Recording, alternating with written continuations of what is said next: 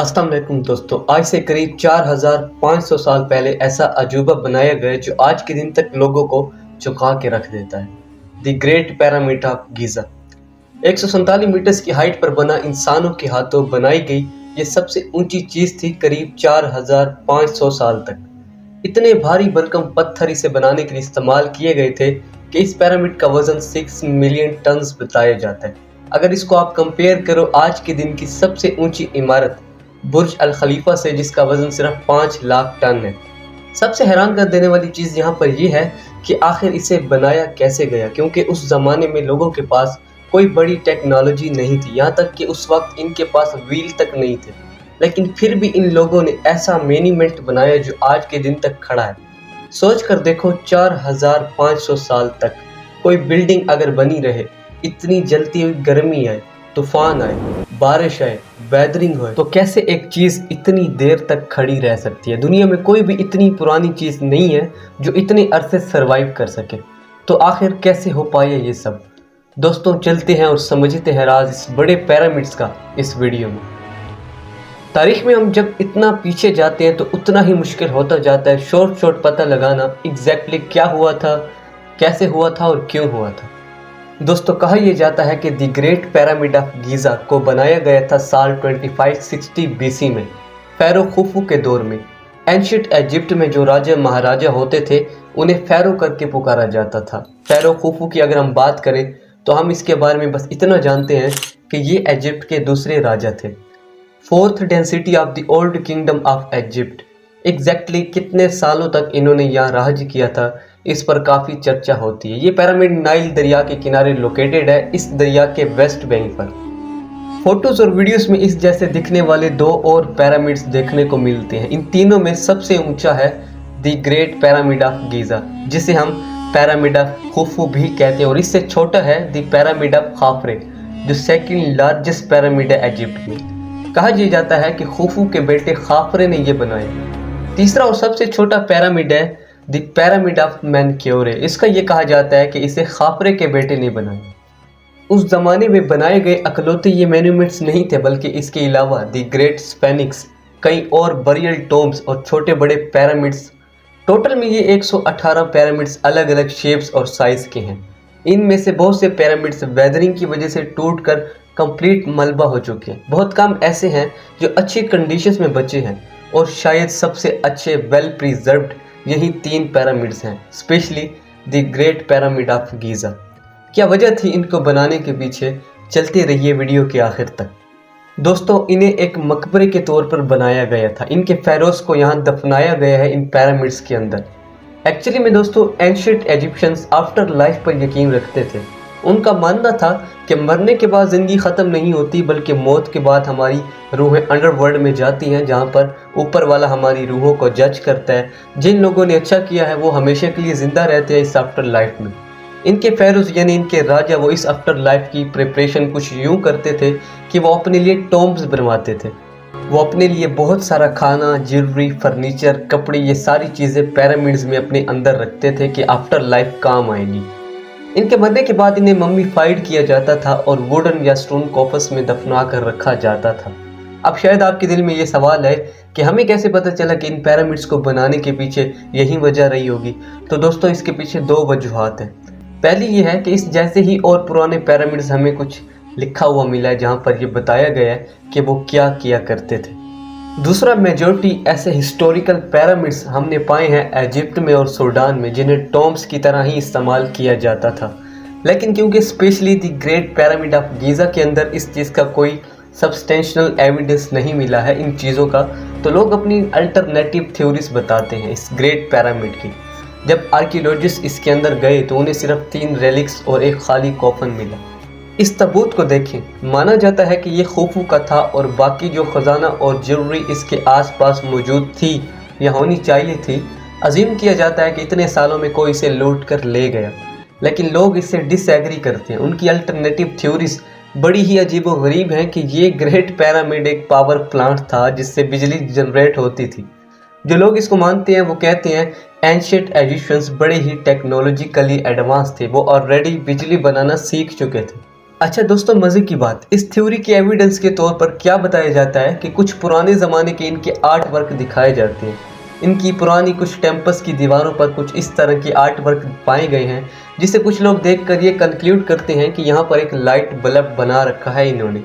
तो ये जो लाइट बल्ब है ये बहुत पहले ही इन्होंने इन्वेंट कर लिया था। दोस्तों, मैंने आपको बार बार बताया कि ऐसी कॉन्स्पिरेसी थ्योरीज तब बनती हैं जब किसी चीज़ को लेकर सब्सटेंशियल एविडेंस ना हो, और कुछ तो कॉन्स्पिरेसी थ्योरीज ऐसी होती हैं कि उनका कोई लॉजिकली सेंस नहीं होता। अगर लाइट बल्ब वाकई में एग्जिस्ट करता था एंशिएंट इजिप्शियन ज़मानों में, तो आज तक इसका कोई एविडेंस क्यों नहीं मिला। असल में ये आर्ट वर्क एक इजिप्शियन मैथोलॉजी की स्टोरी बताता है, और ऐसी ही एक दूसरी पॉपुलर थ्योरी बताई जाती है कि ये पिरामिड एक्चुअली में एक अनाज स्टोर करने के लिए ग्रेनरी थी। इस थ्योरी का पर्पस क्या था? अमेरिकन पॉलिटिशियन बेन कार्सन ने साल 1998 में ये थ्योरी पेश की कि पिरामिड्स को एक्चुअली में क्रिस जेसस के फादर ने बनाया था।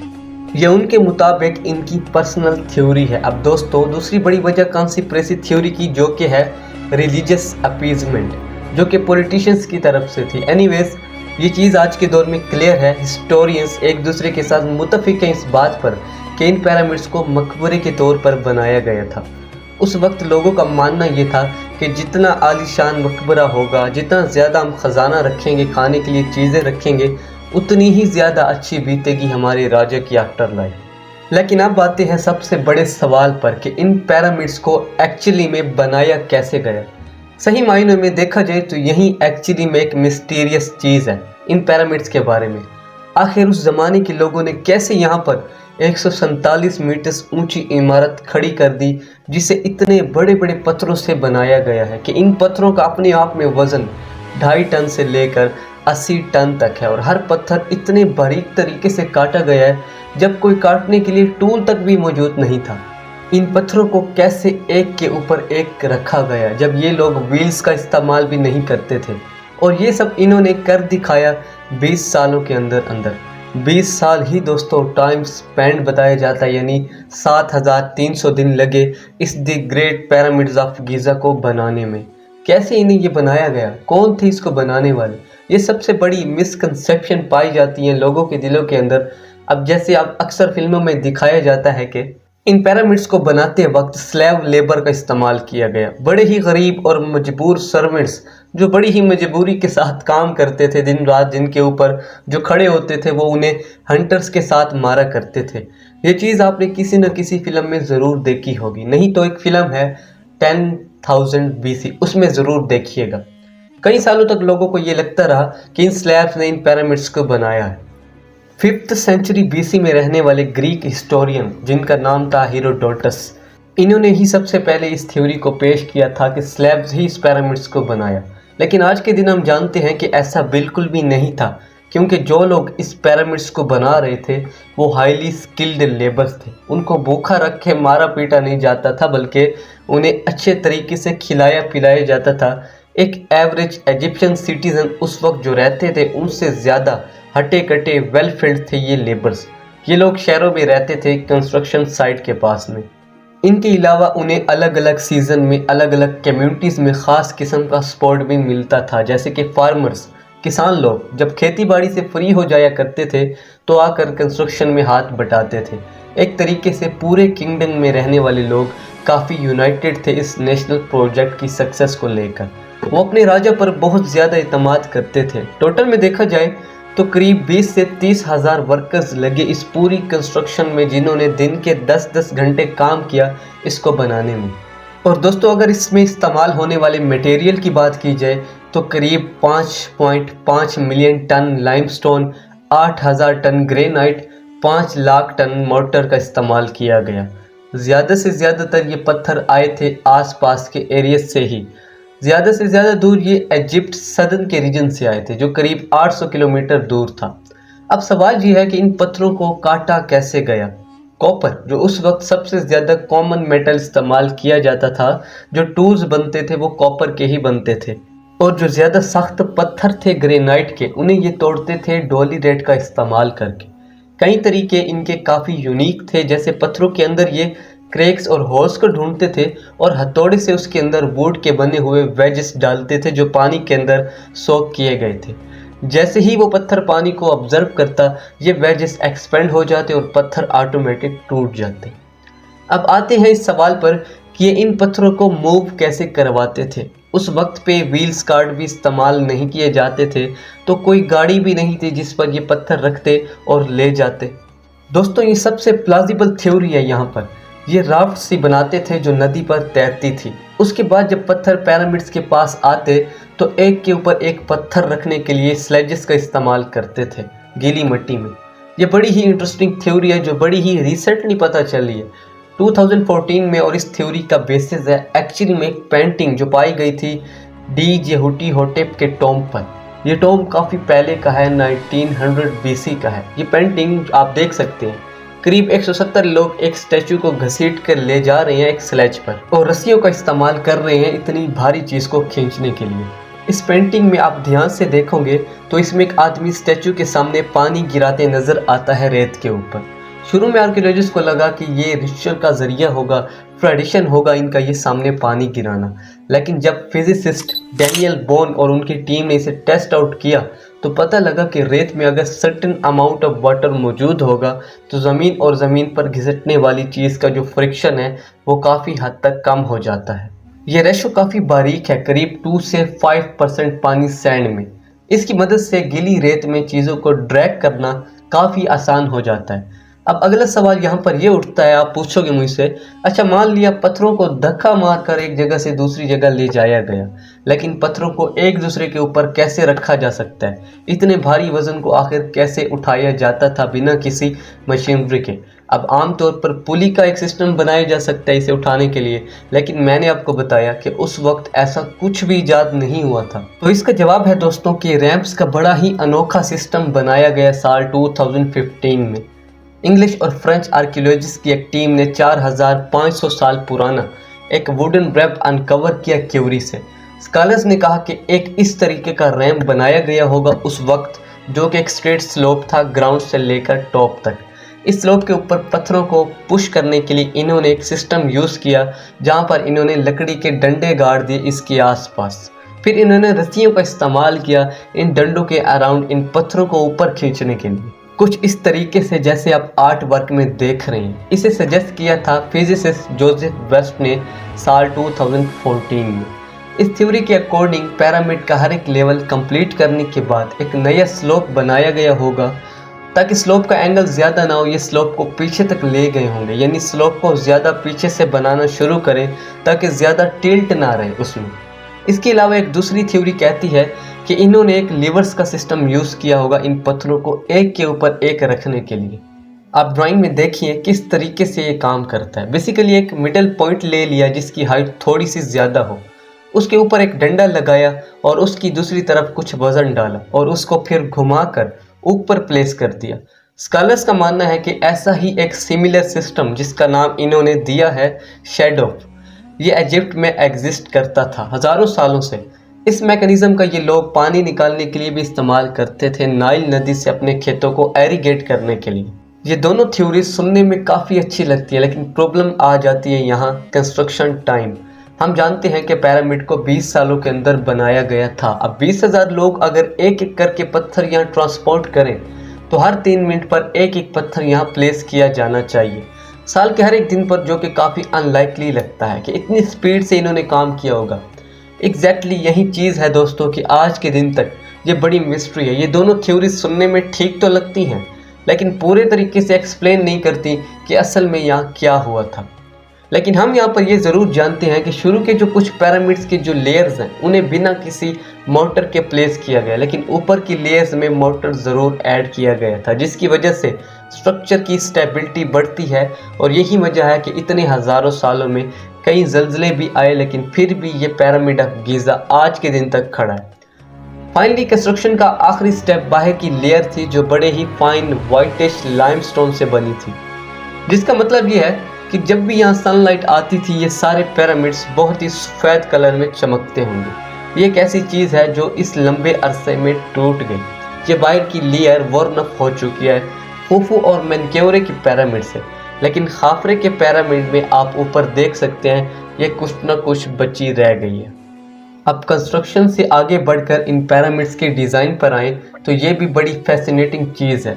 क्या आप जानते हैं दोस्तों, इस पिरामिड्स को इस तरीके से डिज़ाइन किया गया है कि इनके चारों डायरेक्शंस नॉर्थ, ईस्ट, साउथ और वेस्ट एक्यूरेटली पॉइंट कर रही हैं। एक बहुत छोटा सा एरर है यहाँ पर 1 to 1.15 ऑफ 1 डिग्री का एरर है, जो कि बहुत थोड़ा एरर होता है। ऑलमोस्ट यही मान लें कि बड़े ही एक्यूरेट तरीके से चारों डायरेक्शंस की तरफ पॉइंट कर रहे हैं। ऐसा कैसे हो सकता है? उस वक्त तो कोई कंपास नहीं था, कोई मॉडर्न टेक्नोलॉजी नहीं थी, जीपीएस मौजूद नहीं था। तो एक बार फिर से रिसर्चर्स ने अपनी थियोरेटिकल एक्सप्लेनेशंस देने की कोशिश की है कि इजिप्शियंस ने इतना हाई लेवल प्रिसिशन कैसे अचीव किया। एक पॉपुलर थ्योरी इसको लेकर बताई जाती है ऑटम इक्विनोक्स की, जब ज़मीन का टिल्ट कुछ इस तरीके से हो जाता है कि दिन और रात एग्जैक्टली इक्वल होते हैं। ज़मीन पर पड़ने वाली शेडो बिल्कुल स्ट्रेट लाइन में होती है ईस्ट और वेस्ट डायरेक्शन की। अगर इजिप्शियन ने इस तरीके का इस्तेमाल किया था तो जो डिग्री ऑफ एरर उनकी कैलकुलेशन में आया था वही डिग्री ऑफ एरर इस शेडो में मौजूद होता है जब ऑटम इक्विनोक्स होता है। दूसरी थ्योरी ये बताई जाती है कंस्टेलेशंस को लेकर, आसमान में जो तारे हैं उनकी डायरेक्शंस को देखकर यहाँ पर इजिप्शियन ने अपने डिज़ाइन को अलाइन किया। 1989 में रॉबर्ट बाउल, जो एक ऑथर और इजिप्टोलॉजी एंथुसिस्ट हैं, इन्होंने अपनी एक ओरियन कोरिलेशन थ्योरी बनाई। इनके मुताबिक जो 3 पिरामिड्स हैं वो एक्चुअली में ओरियन बेल्ट के जो 3 तारे हैं उनमें अलाइन हैं। इनका कहना यह है कि अलाइनमेंट इंटेंशनल थी। एंशिएंट इजिप्शियंस जानते थे एस्ट्रोनॉमी के बारे में। वो तारों को रात में ट्रैक करते और इन्हें स्टडी करते, इसके अकॉर्डिंग वो कुछ अपने क्रॉप्स को भी सर्टेन अलग अलग टाइम में हार्वेस्ट करते। हिस्टोरियंस का मानना है कि ये एक फ्रिंज थ्योरी है, इसका मतलब जो भी मेन स्ट्रीम नहीं है। कुछ पॉइंट्स जो इस थ्योरी के खिलाफ दिए जाते हैं कि तीनों पिरामिड्स को एक टाइम पर प्लान नहीं किया गया और ना ही ये बनाया गया एक ही टाइम पर। और 1999 में जब एस्ट्रोनॉमर्स ने इस थ्योरी को टेस्ट आउट किया और ओरियन कंस्टेलेशन के स्टार्स को देखा तो पता चला कि एग्जैक्टली पिरामिड अलाइन नहीं करते इसके अकॉर्डिंग। और बात यह है कि जो एक्चुअली में कंस्टेलेशन है वो काफ़ी हिल गई है, वैसी आज नहीं है जैसे उस ज़माने में थी। ये थ्योरी यहाँ पर बतानी ज़रूरी है कि ये क्लासिक केस है जहाँ पर इंसानों ने पैटर्न्स तलाश करने की कोशिश की है, चाहे पैटर्न्स एग्जिस्ट करते ही ना हो। चीज़ों का ठोस सबूत हमारे पास मौजूद नहीं है, एग्जैक्ट एक्सप्लेनेशन नहीं है, तो हम बस अपने आइडियाज़ बनाते हैं। बस कहीं कोई लिंक मिलता है तो इसको जोड़कर सच मान बैठते हैं। लोग कहते हैं कि एलियंस ने इन पिरामिड्स को बनाया क्योंकि नामुमकिन है कि इंसान इसको बना सके। मेरी राय में ऐसी अजीबोगरीब थ्योरी साइंटिफिक थिंकिंग के खिलाफ जाती है। ये एक शॉर्टकट तरीका है किसी न किसी तरह बस एक सोल्यूशन निकालने का। जब हमें सोल्यूशन मिल नहीं रहा है तो बेहतर है कि हम एक्नॉलेज करें कि ये चीज़ हमें पता है, जो नहीं पता उन्हें हम क्लियरली सामने रखें ताकि आगे आने वाले हिस्टोरियंस, आर्कियोलॉजिस्ट इस चीज़ पर रिसर्च कर सकें और कोई कंप्लीट एक्सप्लेनेशन यहाँ पर वो दे सकें। Thank you very much for watching this video. खुदा हाफिज़।